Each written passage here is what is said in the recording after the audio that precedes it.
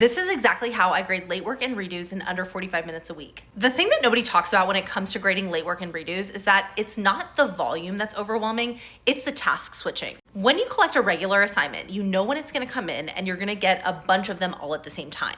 So when you sit down to grade, you can grade it rather quickly because you can sit down to batch it. With late work and redos, the work trickles in and you're often having to grade multiple different assignments at any one time. That constant task switching is a huge cognitive lift, and it's exactly why it takes you longer to grade 5 late assignments than it does to grade a whole class set of something that was turned in on time. Here's the system that solves it. First, you're gonna use a form. Every late assignment, makeup, or redo is going to come through a form, paper or digital, your choice. On that form, the student is gonna tell you 3 things. First, whether it's a first grade or a regrade. Then, if it's a regrade, they're gonna tell you exactly what they updated. And finally, they're gonna confirm that they turned it in. Now, I prefer a digital form because then we can use that as a record and we can check off as we regrade, but it's up to you. Next, you're only gonna grade late work, regrades, makeups on one day of the week. For me, that was Wednesday. And what that allowed me to do was sit down and regrade like assignments together all at once. So even though the task itself is scattered, we're able to better batch. Finally, we're gonna communicate the system with our students and their guardians. And specifically, we are going to hold tight to that 1 day a week regrade.